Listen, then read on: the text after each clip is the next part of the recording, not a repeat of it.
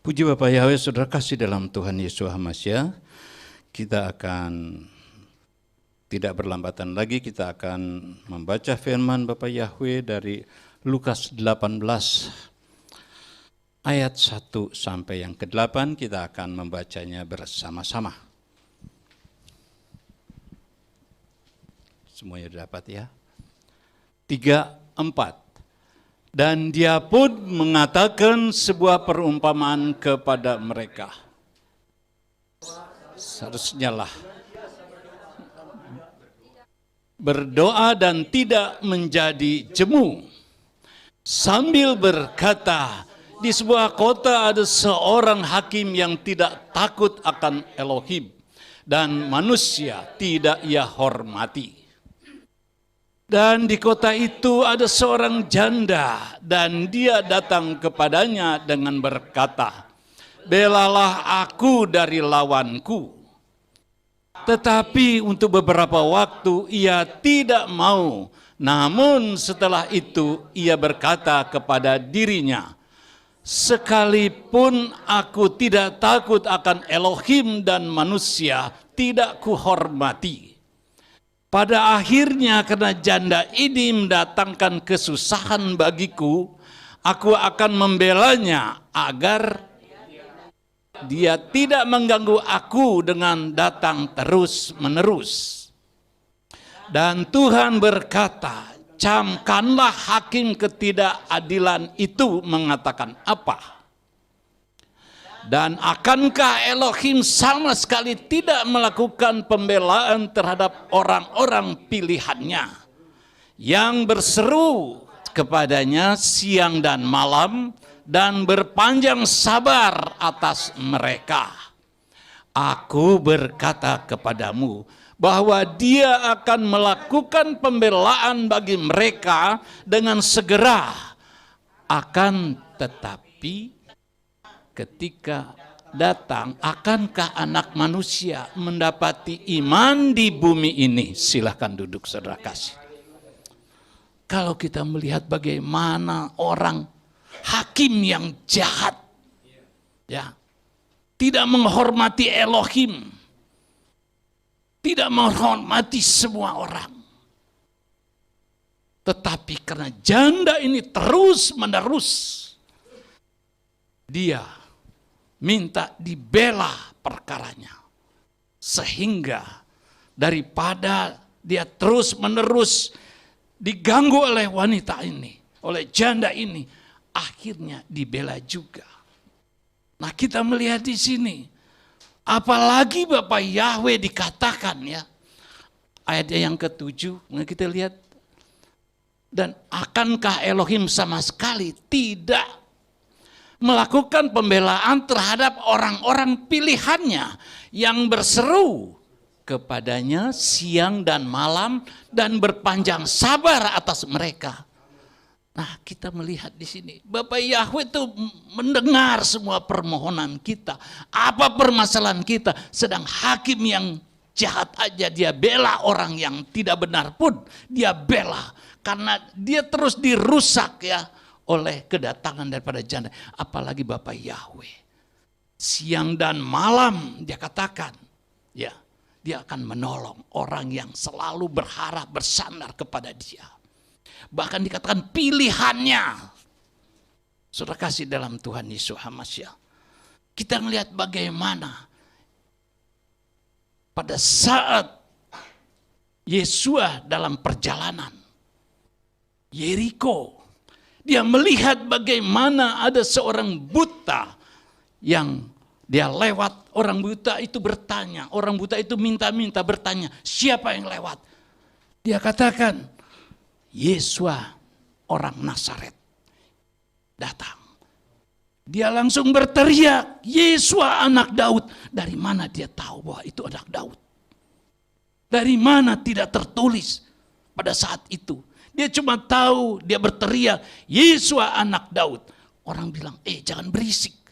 Makin keras dia berteriak, Yesua anak Daud, kasihanilah aku.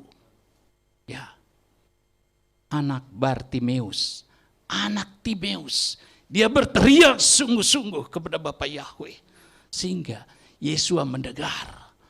Pada saat mendengar, dia langsung berhenti. Dia katakan, panggil dia. Kita lihat dalam Markus 10. Ya, kita akan baca ya. Markus 10 ayat 50. Coba kita baca ayat 50. Dan sambil melemparkan jubahnya dengan berdiri, dia datang kepada Yesua. Dan seraya menanggapi, Yesua berkata kepadanya, engkau menghendaki aku dapat melakukan apa bagimu? Dan orang buta itu berkata kepadanya, Rabuni, supaya aku dapat melihat. Dan Yesua berkata kepadanya, pergilah, imanmu telah menyelamatkan engkau. Dan seketika itu juga dia dapat melihat, lalu mengikuti Yesua sepanjang perjalanan. Nah, kalau kita melihat di sini, kalau dia tidak berteriak, Yesus berjalan terus. 2 kali dia berteriak, Yesus anak Daud, kasihanilah aku. Nah, begitu juga kalau kita dalam kondisi apapun permasalahan yang kita hadapi, kita berteriak kepada Bapa Yahweh dalam Yesus HaMashiach, dia akan dengarkan. Jangan sekali aja hanya lewat. Ya, kalau 2 kali Yesus berhenti, dan itu pun dia langsung melepaskan apapun yang ada di dalam diri dia, dia lepaskan karena dipanggil. Yesus memanggil. Langsung ada apa? Karena memiliki iman. Kita dengar iman pada minggu lalu.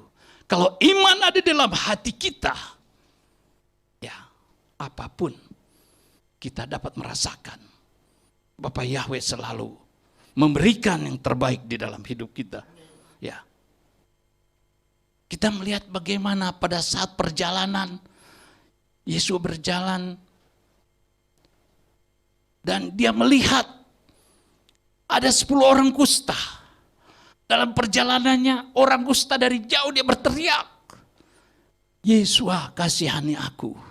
Kita lihat ya dalam Lukas 17 ayat 11 sampai yang ke-19. Dan terjadilah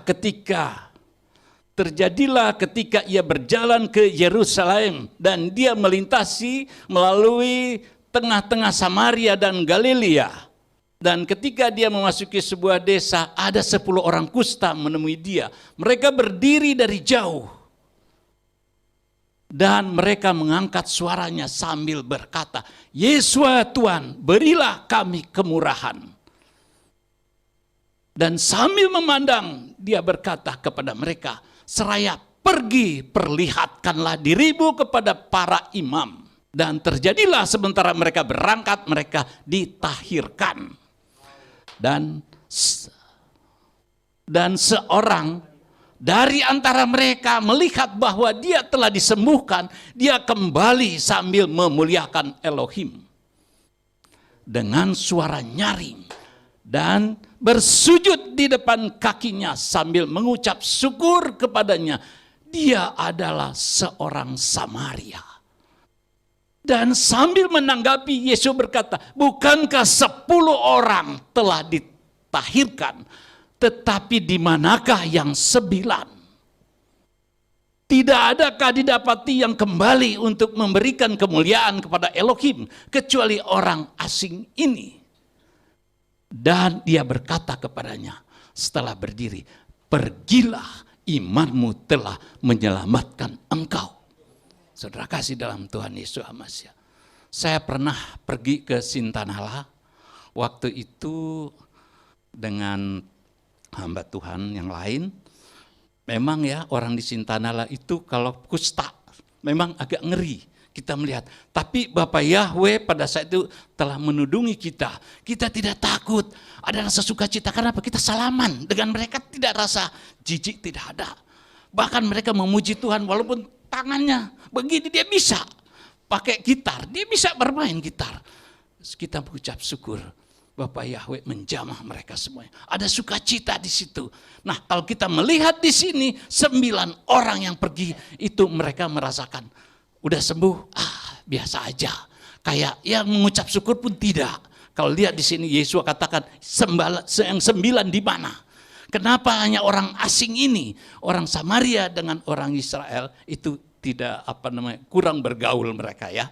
Jadi Yesus katakan dia justru disembuhkan dan dia ditambah iman. Jadi tangannya mungkin pada saat dia mungkin disembuhkan karena dia kembali, Bapak Yahweh sempurnakan dia jadi sedia kala, seperti sedia kala. Jadi kalau yang udah pergi yang 9, mungkin kalau tangannya gini, mungkin sembuh, tapi tidak kembali seperti semula. Tapi yang satu ini dia kembali dengan semula, karena dia datang merendahkan diri, mengucap syukur kepada Bapak Yahweh. Dan kita melihat Bapak Yahweh nyata. Kalau kita melihat bagaimana Naaman, kita melihat waktu dia kena penyakit kusta, dia datang kepada raja. Ada perintah karena di Naaman itu punya pelayan, anak kecil yang ditahan oleh mereka. Dia katakan kalau saja ke Israel pasti akan disembuhkan. Dan nyatanya benar. Ya, dia minta kepada raja supaya dia pergi ke ke Israel untuk minta kesembuhan. Justru raja dari Israel mengatakan, apakah aku ini Tuhan yang dapat menghidupkan atau dapat mematikan? Tapi di situ Elisa katakan, waktu itu dia menggoyahkan baju. Langsung Elisa katakan, mengapa engkau mengoyakkan baju? Biarlah dia datang kepadaku. Kita bisa baca itu di dalam 2 Raja-Raja 5 ayat 7 sampai 14.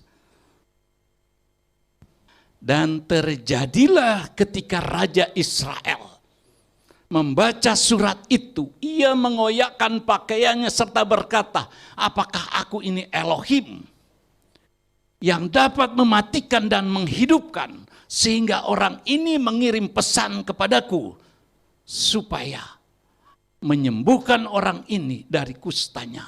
Karena itu perhatikanlah sekarang dan lihatlah, ia sedang mencari gara-gara terhadap aku. Maka terjadilah sesudah Elisa abdi Elohim itu mendengar bahwa Raja Israel mengoyakkan pakaiannya, dia mengirim pesan kepada raja dengan mengatakan, mengapa engkau mengoyakkan pakaianmu? Biarkanlah dia datang kepadaku sekarang, maka dia akan mengetahui bahwa ada seorang nabi di Israel.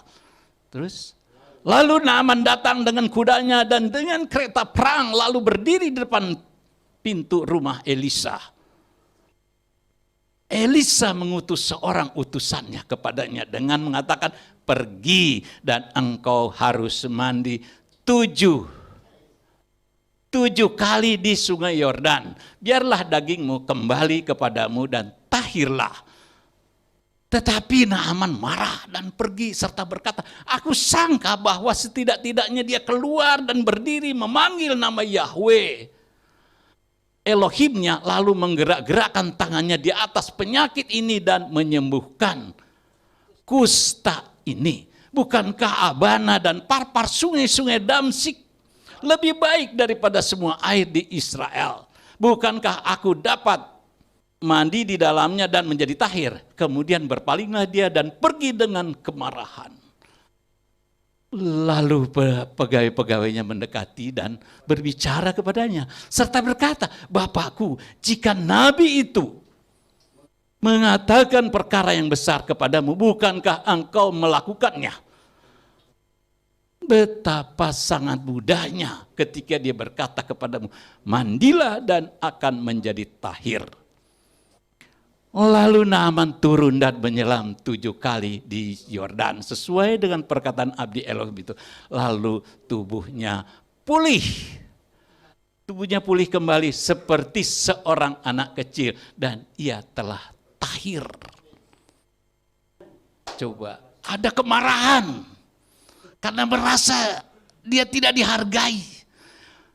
Pelayan itu Gehazi, pelayannya Nabi Elisa, disuruh kasih tahu aja.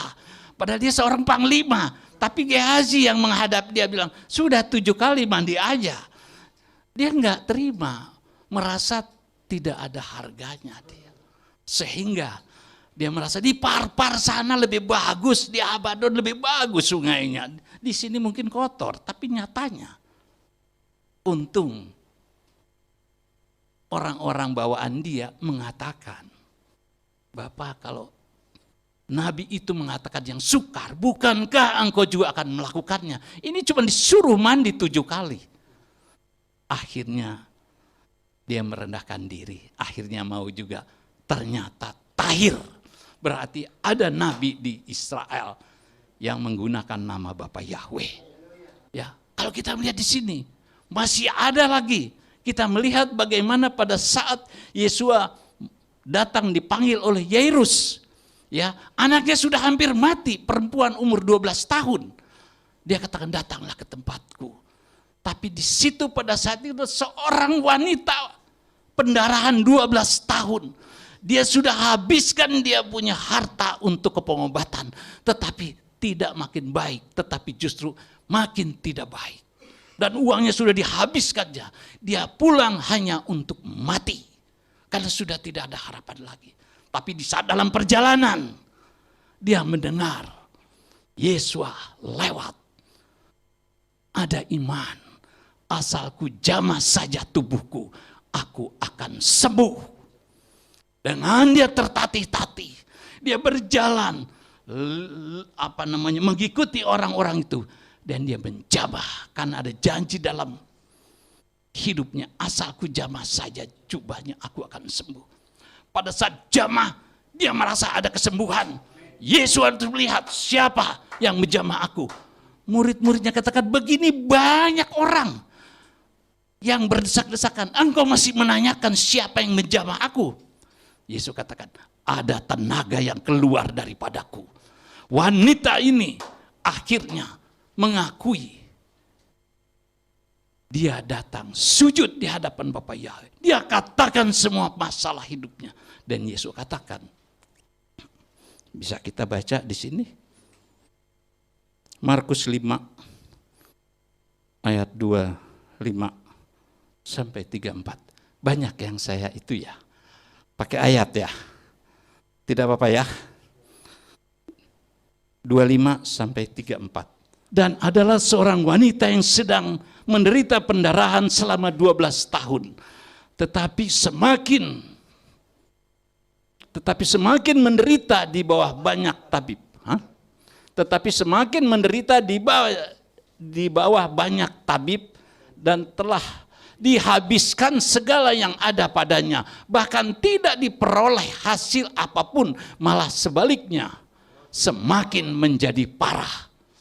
Ketika mendengar tentang Yesua sambil menyelidap ke dalam kerumunan orang, ia menjamah jubahnya dari belakang. Sebab ia berkata, sekiranya aku dapat menjamah jubahnya saja, aku akan disembuhkan. Dan seketika itu juga keringlah lelehan darahnya, dan ia merasakan di dalam tubuhnya bahwa dia sudah disembuhkan dari penyakit itu. Dan Yesus segera setelah menyadari dalam dirinya bahwa ada kuasa yang keluar dari dirinya, sambil berpaling ke arah kerumunan orang itu, dia berkata, siapakah yang telah menjamah jubahku? Lalu para muridnya berkata kepadanya, engkau melihat kerumunan orang sedang berdesak-desak engkau, dan engkau berkata, siapa yang telah menjamahku? Dan dia memandang ke sekeliling untuk melihat orang yang melakukannya. Dan wanita itu dengan ketakutan dan gemetar setelah mengetahui apa yang telah terjadi atas dirinya, dia datang dan bersujud kepadanya dan mengatakan kepadanya semua kebenaran itu. Dan ia berkata kepadanya, nah, imanmu telah menyembuhkan engkau. Pergilah dengan damai dan jadilah sehat. Kita melihat di sini ada iman dia pulang dengan sukacita, ya. Nah, kita melihat. Jadi Bapak Yahweh itu tahu persis. Tuhan Yesus Hamas itu tahu persis apa yang akan terjadi. Walaupun sebenarnya Yesus Hamas itu tahu siapa yang jamah, tapi dia hanya coba jujur enggak ini perempuan ini mau mengatakan. Tapi dengan kejujuran dia datang mengakui segala kelemahannya, bahwa dialah yang menjamah. banyak hal. Yeshua HaMashiach selalu menolong orang yang jelas-jelas. Nah, kita semua seringkali sudah tahu ya firman Tuhan ini dalam Yohanes 8. Ya, kita baca lagi ya, terlalu banyak saya baca ya firman Tuhan Yohanes 8 1 sampai 11. Coba kita lihat lagi supaya kita lebih lagi menilai Bapa Yahweh begitu baik dalam hidup kita. Bagaimana seorang wanita ya. Dan Yesua pergi ke Bukit Zaitun, dan ketika fajar menyingsing dia tiba kembali di bait suci, dan semua orang datang kepadanya, dan setelah duduk dia mengajar mereka. Dan para Alkitab, ahli kitab dan orang-orang Farisi membawa kepadanya seorang wanita yang telah tertangkap basah dalam perzinahan, dan setelah menyuruhnya berdiri di tengah-tengah, mereka berkata kepadanya, "Guru, wanita ini telah tertangkap basah ketika sedang berbuat zina. Dan di dalam Torah Musa memberi perintah kepadanya agar wanita-wanita semacam ini dirajam, lalu engkau hendak mengatakan apa?" Adapun mereka mengatakan hal itu untuk mencobai dia supaya mereka dapat mempersalahkannya. Tetapi sambil membungkuk, Yesus menulis di tanah dengan jarinya seakan tidak memperdulikannya. Dan ketika mereka terus menanya dia dengan menegakkan badan, dia berkata kepada mereka, "Siapa di antara kamu yang tidak berdosa, biarlah dia yang pertama melemparkan batu kepada wanita itu." Dan dengan membungkuk dia menulis lagi di tanah, lalu setelah mendengar dan karena ditemplak oleh hati nuraninya, mereka pergi satu persatu, mulai dari yang tua sampai yang terakhir. Dan Yesus ditinggalkan sendirian juga wanita itu yang diberdirikan di tengah-tengah. Lalu sambil berdiri dan karena melihat tidak ada lagi seorang pun selain wanita itu, dia berkata kepadanya, "Hai wanita, di manakah mereka orang-orang yang mendakwamu itu? Tidakkah ada yang menghukum engkau?" Dan dia berkata, "Tidak ada seorang pun ya Tuhan." Lalu Yesus berkata kepadanya, "Aku pun tidak menghukum engkau, pergilah dan jangan berdosa lagi." Kurang apa lagi ini? Kita pernah berbuat salah. Kita pernah bersalah dalam masa lalu kita. Tapi kita lihat di sini, Bapa Yahweh juga menyatakan dia tidak menghukum kita apabila kita mengakui dosa-dosa kita ya dengan jujur, dengan sungguh-sungguh. Maka janji daripada Bapa Yahweh akan dia katakan.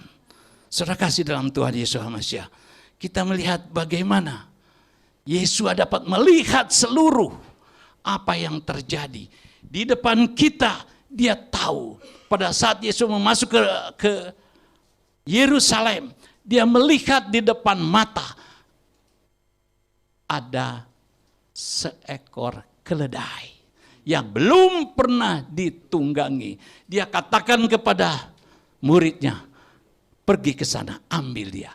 Apabila ada yang bertanya, katakan Yahweh memerlukannya dan akan mengembalikannya." Kita melihat jarak jauh aja dia bisa lihat. Kita nggak mungkin melihat di sini, tapi Bapak Yahweh itu bisa melihat semuanya. Coba kita perhatikan.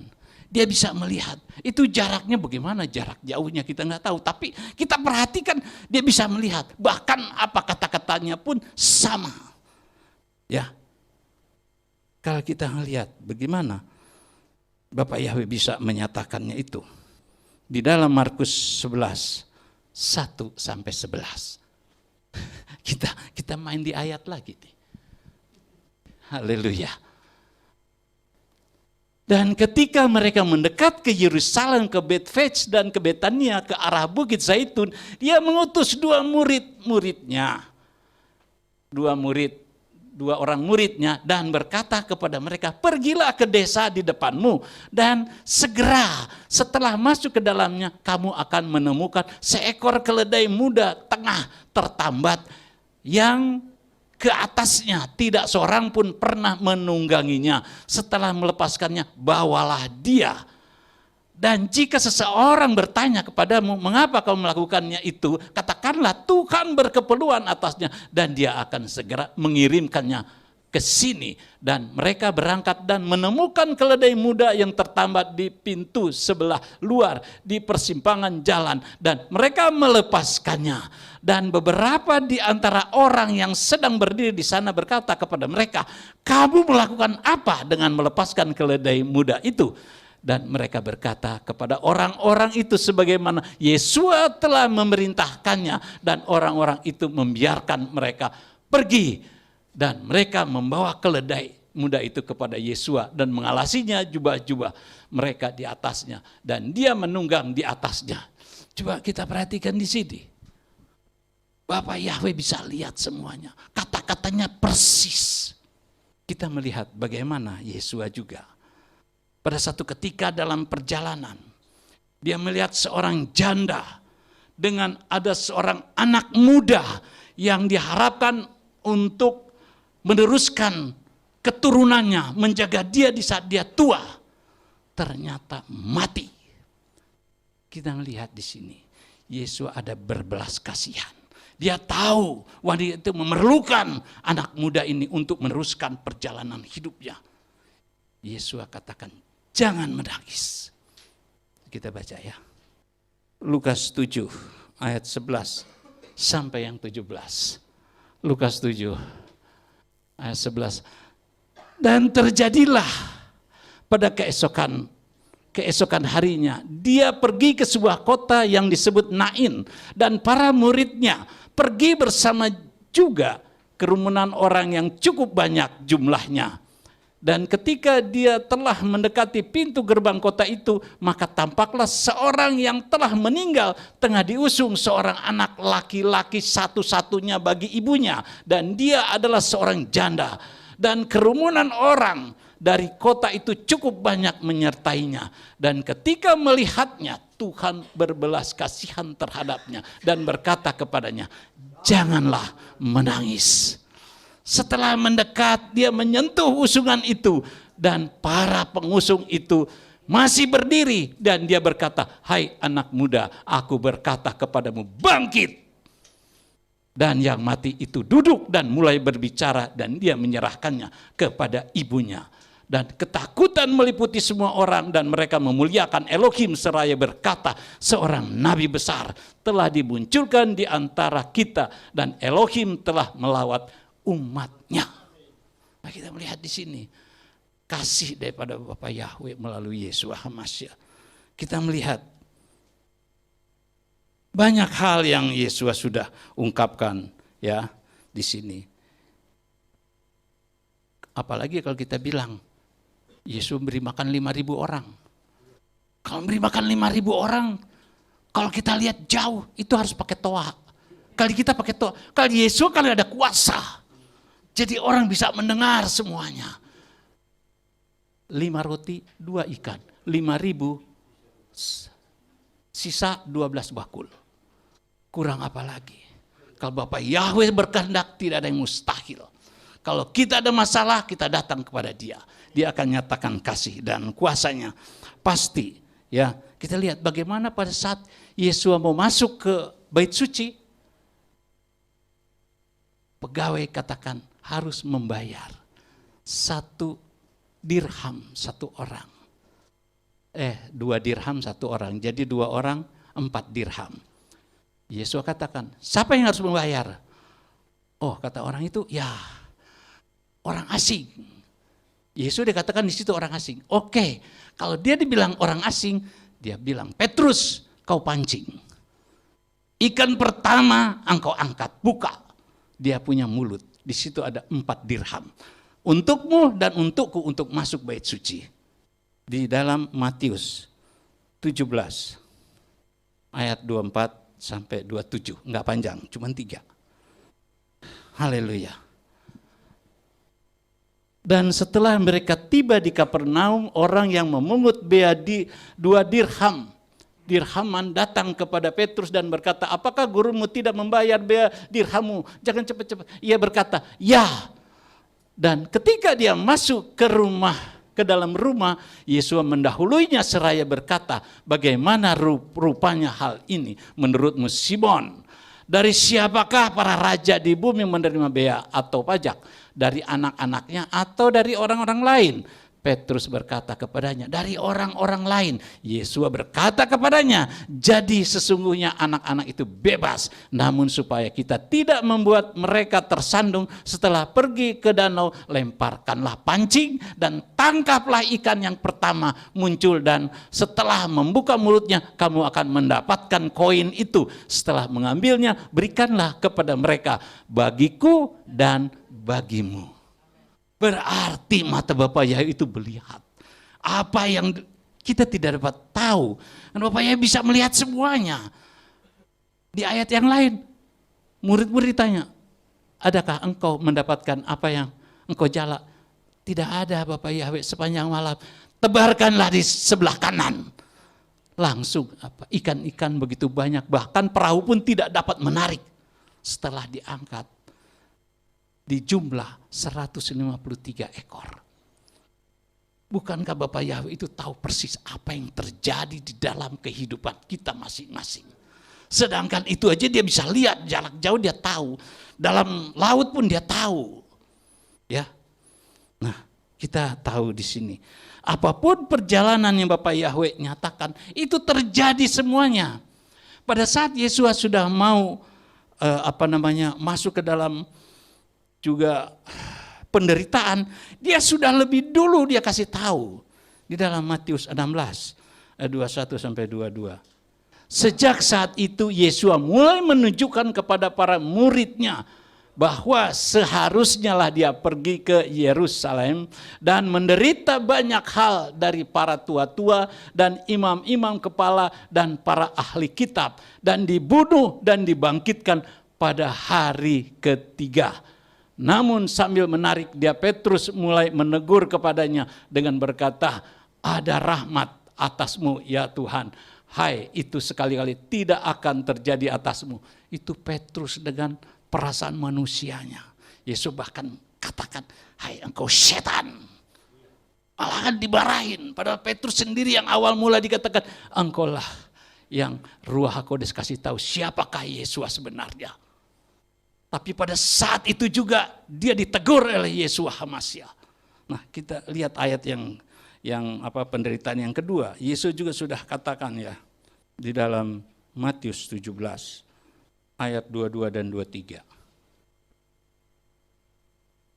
Dan sementara mereka tinggal di Galilea, Yesus berkata kepada mereka, anak manusia akan segera diserahkan ke tangan manusia dan mereka akan membunuhnya, tetapi pada hari yang ketiga dia akan dibangkitkan. Mereka sangat bersedih hati. Itu yang kedua. Yang ketiga, dia masih katakan juga, Matius 20, 17 sampai 19.